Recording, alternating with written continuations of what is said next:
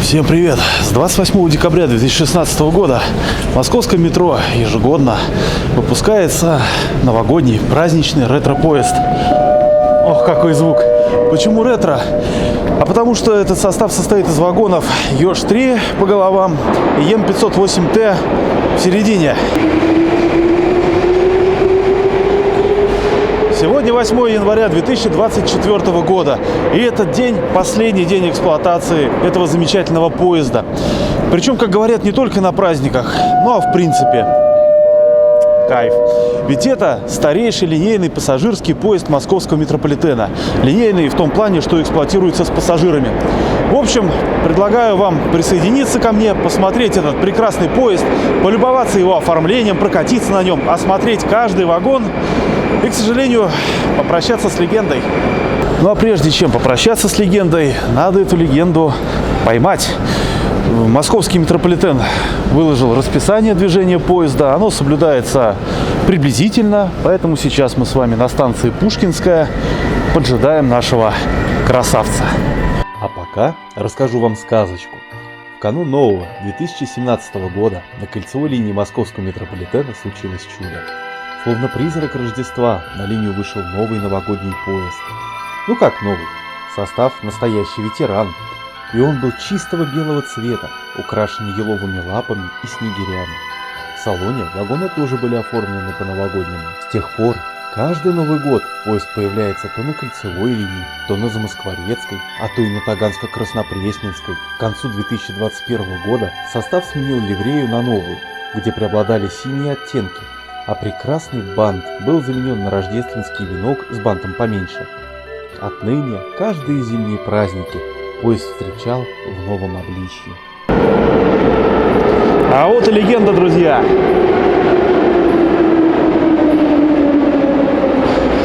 Дождались. На 9 минут раньше графика.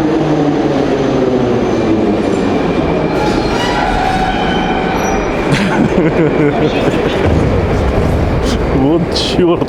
Ой, извините, вы случайно... Знаете, в 2023 году был интересный случай. В Петербурге провожали старую теплоэлектричку. Там съехалась куча любителей железной дороги, и они решили немножечко переборщить. Там, конечно, были хардкоры. Ой, там было по беспределу. Но здесь вроде как все чинно, тихо, мирно. Вот в окружении куча народу. Все приехали провожать этот поезд, проститься с ним. Ну, а сейчас мы в Ёжике, собственно, головной вагон, 58-40, классика жанра. И посмотрите, как красиво это все выглядит. Конечно, это далеко не первое оформление этого поезда, но предыдущие года были, на мой взгляд, немножечко посимпатичнее. Хотя, ладно, мы еще с вами проедем, обязательно пройдем по всему поезду, все это дело посмотрим. И я слышал, где-то там есть вагоны, где основное освещение приглушено и работает только дежурное. И вот там будет вообще красота в свете этих гирлянд ехать. В общем, прогуляемся и поглядим. Доехали до Планерной. Заставляют отходить. Фанаты рвались в кабину. Old school. Ну и, собственно, меняются.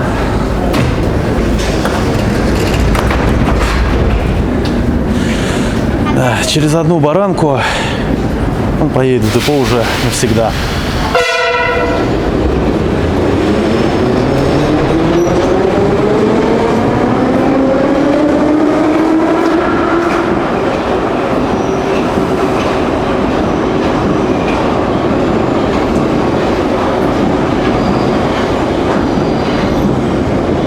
Ну, обратите внимание, что здесь происходит.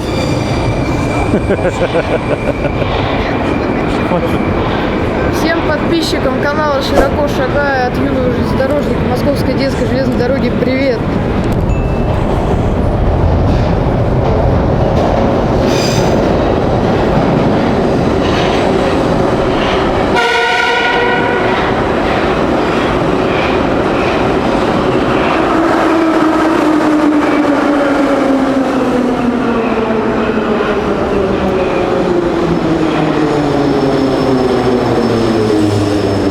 Какого он шикарного цвета.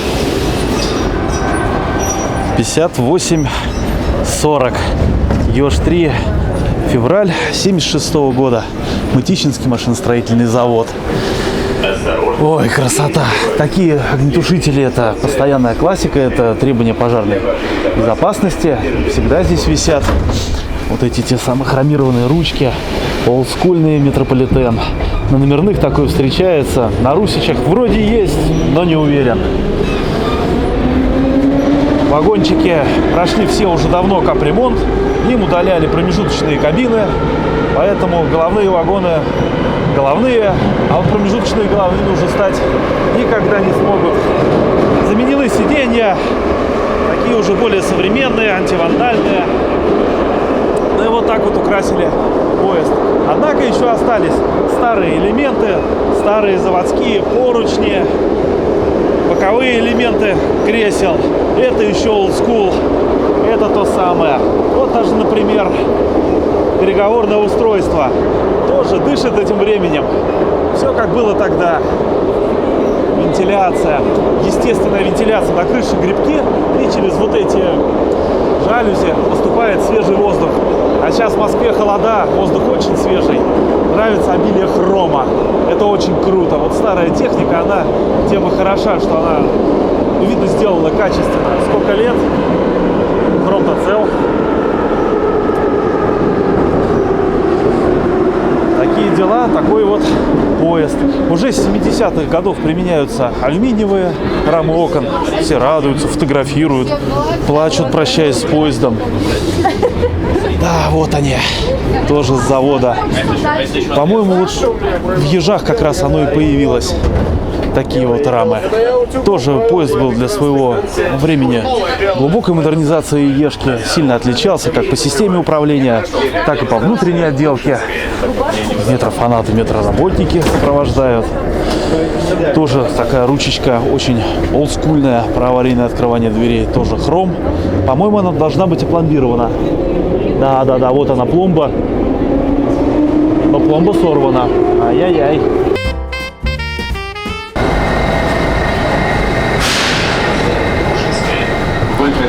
А вот и 66-89.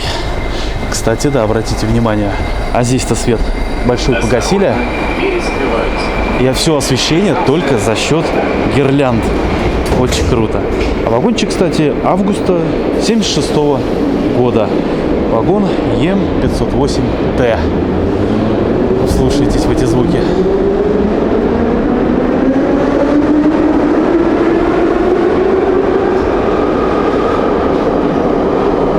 Old school. Когда-то в этой части вагона была кабина управления. Здесь стояла стенка, так же, как и в любом другом головном вагоне. За стенкой располагались органы управления. Полноценная кабина. Сейчас от нее осталось, грубо говоря, 2 шкафа с электроникой, закрытый на трехгранку. И как в номерном, такая вот небольшая панелька с измерительными приборами. Давайте посмотрим ее поближе. Давление в тормозной 5, напорной 7, в ТЦ пока по нулям. А здесь, похоже, ток заряда и напряжение батареи. В комментариях, кто знает, поправьте. Вот. Оп. В ТЦ наполнение пошло, и мы не встали. Освещение, конечно, просто класс. Аварийное, очень уютное. Любо-дорого смотреть. «Спартак». О подозрительных предметах сообщайте машинисту. Классно из вагона 70-х годов посмотреть на современную архитектуру Осторожно, двери подземных закрываются. сооружений. Следующая станция Щукинская. Будьте вежливы. Очень красиво все украшено. Елочные игрушечки, снежинки. Красотенюшка. Все в гирляндах. Все праздничное. Красный цвет. Красный цвет шаров. Желтые шарики. Благодать. Отдельно здорово, что погасили основное освещение, оставили аварийное. Действительно уютно, прям как в сказке. Романтика. А здесь, кстати, видна, это уже не заводская табличка, это уже распечаточка, но соответствует, да, вагон ленинградской Ведь в этом поезде ежи московские по головам, а в промежутке ленинградские М508Т. Так, в принципе, и было заведено, так и было распространено. 508-е были как промежуточные вагоны. И вот мы прощаемся с этим вагончиком 66-89 и идем в следующий. Ох, не мы одни тут бегаем. Класс, чуть рюкзачок не класснул. 68, 70. Ну, как вы догадались, Ленинградского завода, М508Т.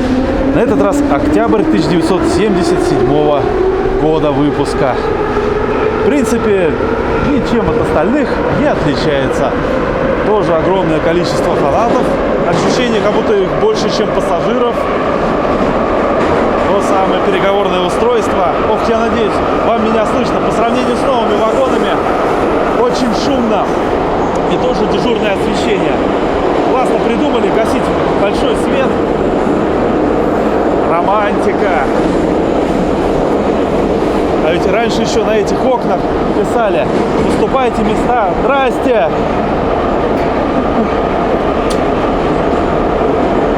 Уступайте места.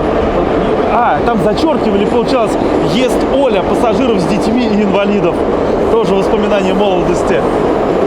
И такие темные уголочки. Здесь тоже сохранилось подобие таблички. Ох, как же выглядит празднично, вы посмотрите. Красота. Вся вот эта вот молодежь, это не наркоманы, это не тунеядцы, это все такие же фанаты. И все приехали проститься с поездом.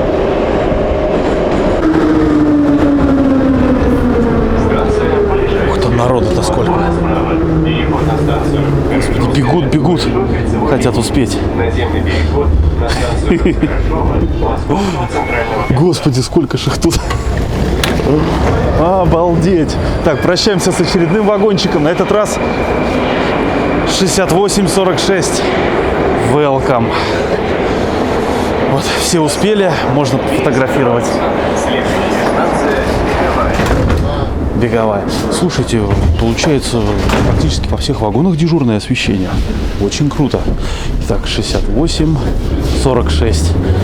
Август 1977 года. Появился этот вагончик на свет в славном городе Ленинграде. В Ленинграде, городе,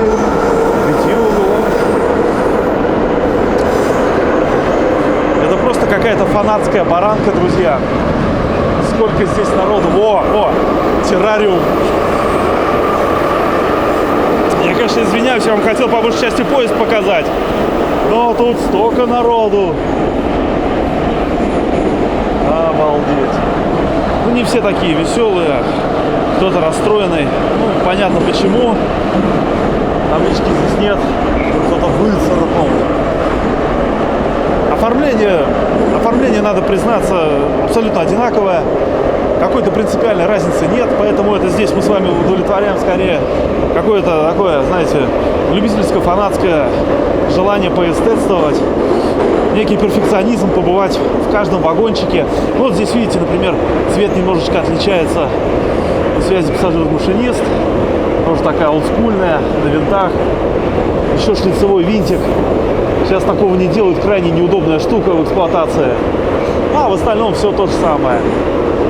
Очень нравятся вот эти мелочи, всякие алюминиевые уголки, алюминиевые профиля, как это все заделано. А вот смотрите, вот головка винтика, вот она утоплена, она, видите, она практически за подлицо. А вот под трехграночку, ох, святая трехгранка, с розеточкой, все хромированное, все аккуратное. А ведь раньше же это был пластик. Причем пластик там был разных цветов, там и коричневый, и зеленый, и голубой, каких там только не было. Это потом уже кажется, что что-то такое не особо-то и роскошное, но для 70-х годов это был, конечно же, шаг вперед. Что уж тут говорить. А вот, друзья, у нас с вами уникальная возможность поучаствовать в фанатском забеге из вагона в вагон. Сложно сказать, какая цель у этих людей, но мы-то свою знаем. Погнали, погнали, прям перетасовка фанатов. Ладненько, разрешите? Вот нас услужливо приглашают. Так, где мы оказались? 64, 56. Да, тоже мы зашли прям сразу в кабину. Вагончик ноябрь 76-го. Как я и говорил, особо ничем не отличаются они внутри. Но опять же, здесь вот уже не дежурное освещение, а полноценный свет включен. Вот тоже интересная особенность. Немножечко другая связь пассажир-машинист. Отличается от того, что мы видели раньше. Выглядит новее, похоже на модернизацию.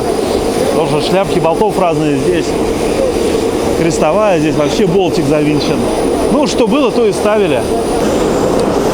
Так, мы двигаемся дальше. Смотрим. Вот это движение. Сколько народу. Боже ж ты мой.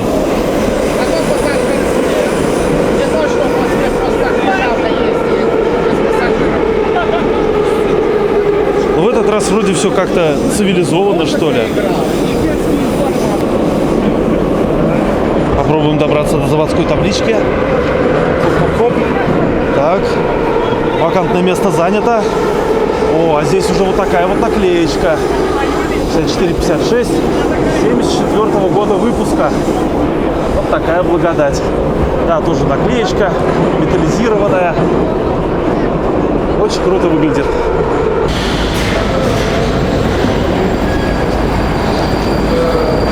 Не так много нам осталось. У нас красивый какой номер. 6464. Ноябрь 1974 года. 3 четверочки. Тоже свет горит полностью. В принципе, ничем особо и не отличается. Только, по-моему, давайте-ка посмотрим, если не ошибаюсь. А, да, это та же самая переговорка.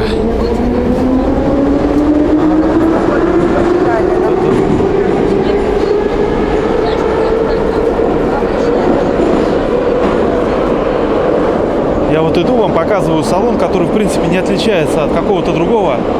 Вы на звуки внимание обратите. Какой old school.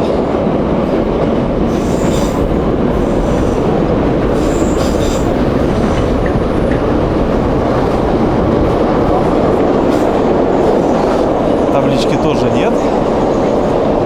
Поработали ребята-фанаты. Еще, кстати, очень часто можно так невзначай пораниться. А вот этот вот винтик тоже он шлицевой, видите, даже подточен немного. Да, немножко остренький такой. Ну, раньше было проще. Доехал, спасибо скажи.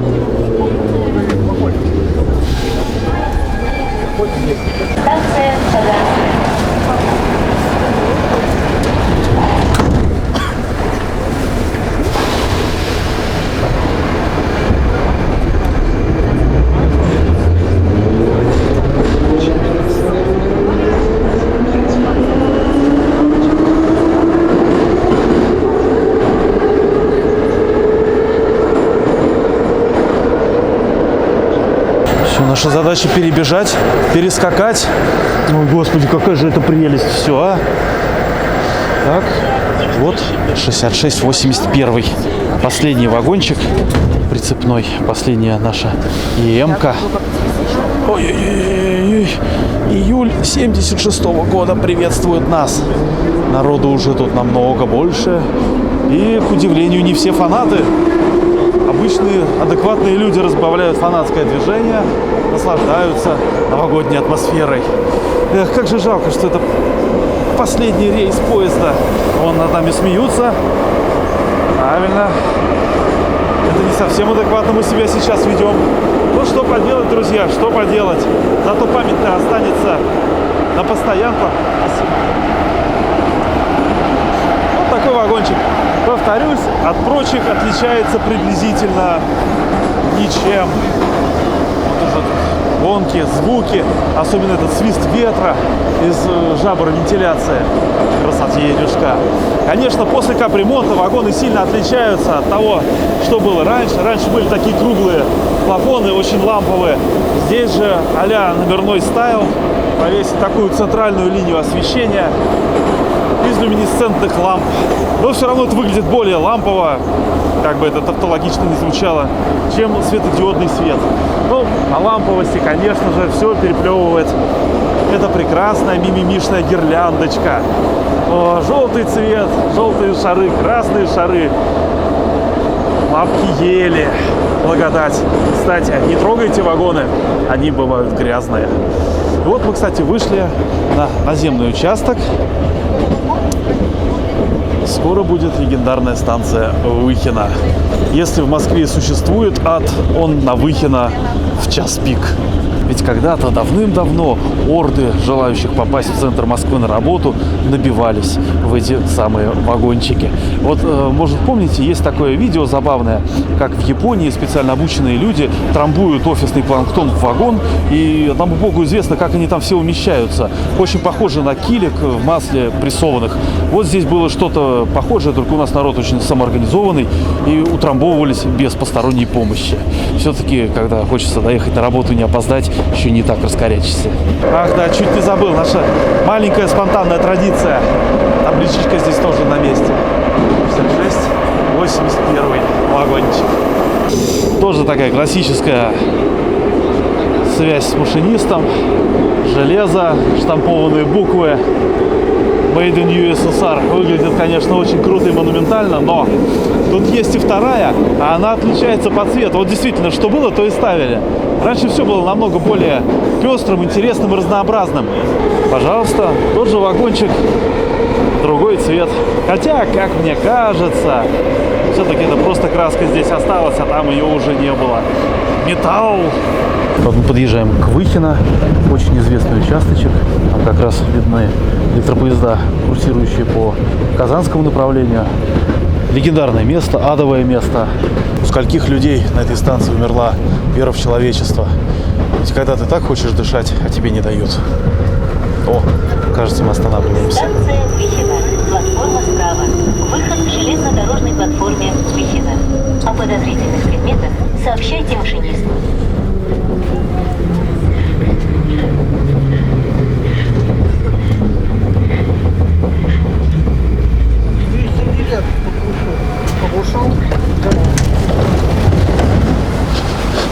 И вот такая вот классика жанра. Ежик на Выхино, ребят. Ежик на Выхино. Класс. Ну и последний вагончик для нашего маленького обзора. Следующая станция Лермонтовский проспект. Да. Как понять, что ты стар, когда после Выхино тебе все кажется еще очень новым? Ноябрь 1974 года, 5701, Ёж-3 Мытищинского завода. Тоже весь окрашенный, окрашен в наклейках точнее. Но здесь лучше смотреть в другую сторону. Когда-то здесь на 2 вытяжных тупичка уезжали составы. Быстрая смена кабины, снова под посадку за свежими телами. Сейчас эти пути используются как въездные в депо Выхино.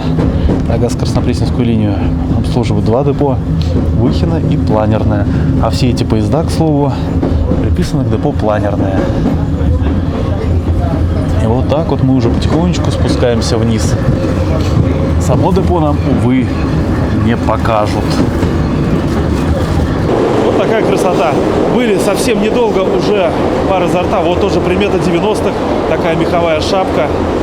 Да, чувак прям по моде оделся, молодец. Красавчик. Такая вот здесь благодать.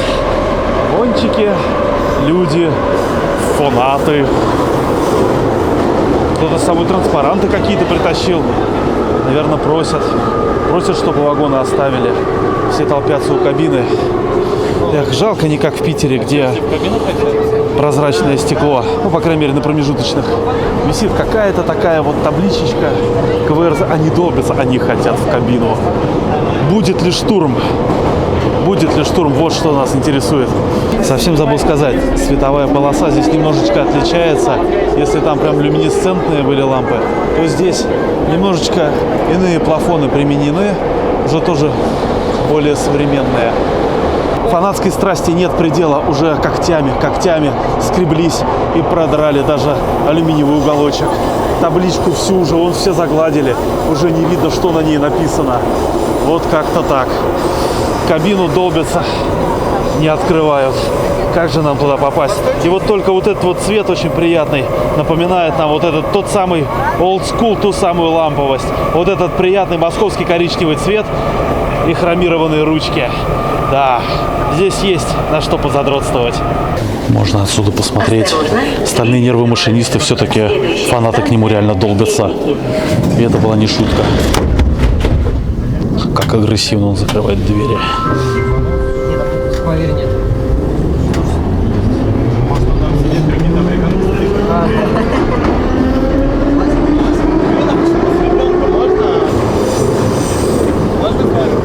Они выгнали машиниста. Фанаты выгнали машиниста. Шок, сенсация. Кто управляет поездом? На самом деле все немного проще. Если очень хорошо попросить, то в кабину пускают самых маленьких любителей. И вот там машинист выводит, возвращает маме малыша, который машинисту-то всего по коленку. Очень мимими. Малыш, наверное, не представляет, как ему повезло. И сколько здоровых, страждущих лбов мечтают просто оказаться на его месте. Нет, не на коленках машиниста. Конечно. Поезд дальше не идет. Пожалуйста, двигайтесь в вагон. Пассажирам запрещено находиться в поезде, который следует в тупик. Да, ребят, последний оборот. Интересно, административку можно за такое схлопотать? Такая вот красота. Просится. Механик негодует.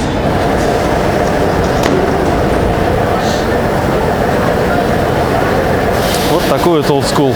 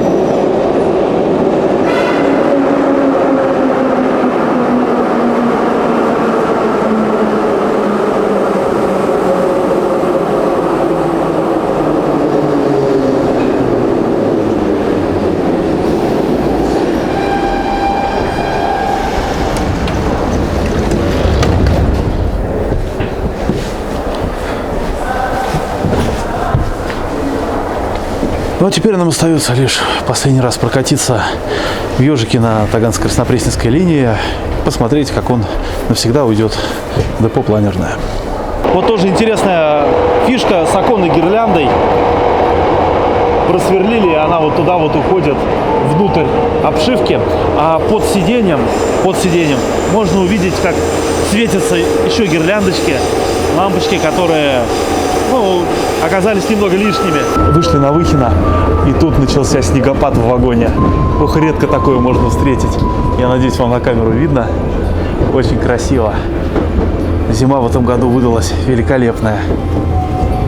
Вот тот самый тупичок. Сейчас мы с вами еще посмотрим напоследок на последних из Е-образных, на ТКЛ. Прям снежок идет. Ребята, это действительно новогоднее чудо. Это действительно новогодняя сказка. Станция Выхино. Платформа справа. Выход к железнодорожной платформе Выхино. О подозрительных предметах сообщайте машинисту. Давайте просто немножко полюбуемся. Вот уж действительно последний раз. На пневматике встал. Ой, как-то непрофессионально. Ну ок. Вот как это выглядит. Отпускает пневматику. Красота. Следующая станция – Рязанский проспект. Кстати, как все это крепится? Вот на такой вот сеточке и стяжками. А наверху специально для украшений сделали вот такой вот красный каркас. Я надеюсь, отсюда вам лучше видно. Крепится он.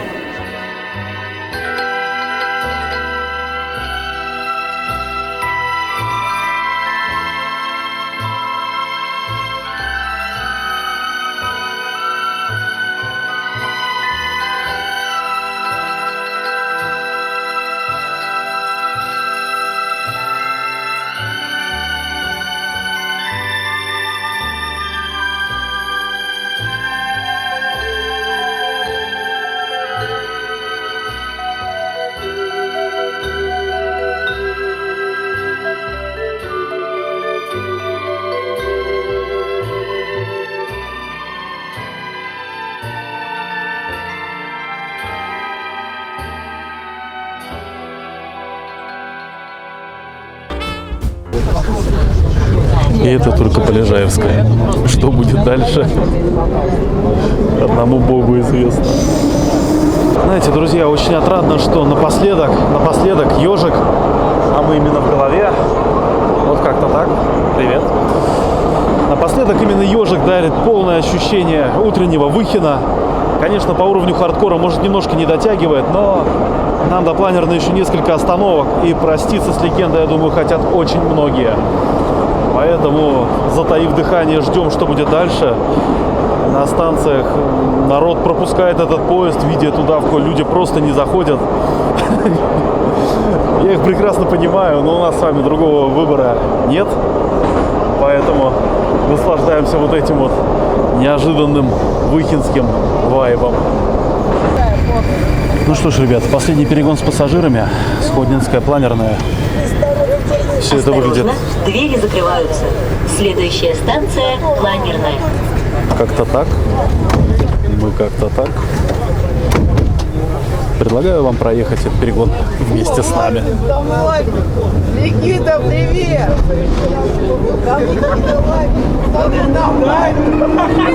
А, так вот как выглядит Лапин.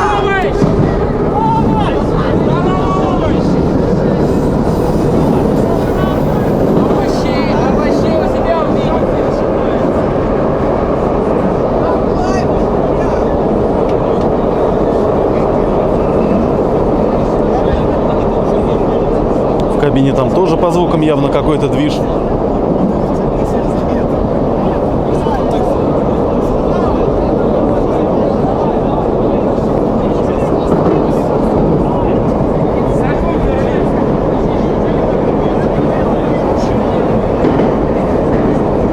На планерной совсем чуть-чуть. Сколько людей.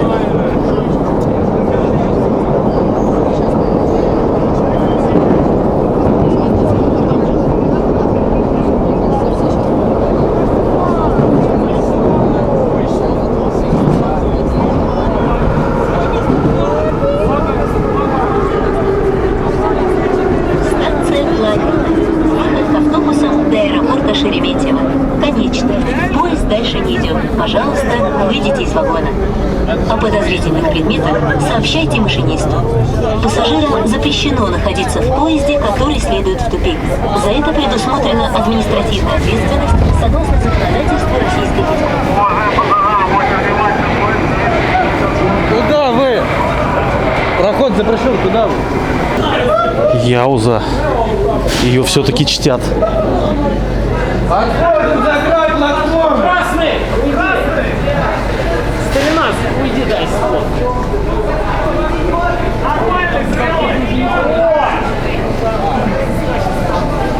Не дадим порезать легенду! Легенда!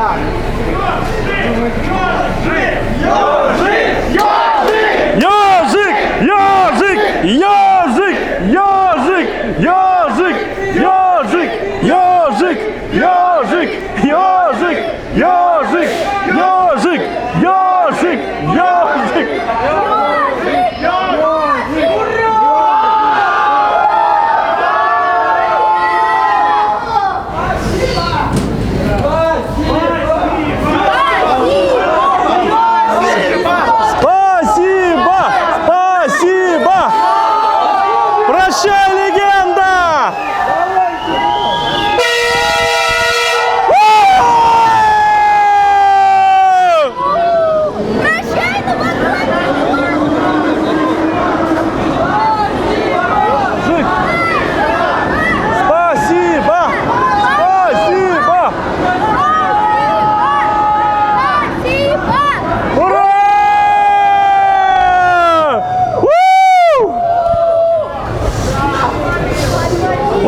состоялись торжественные официальные проводы Ёжика. Последний рейс.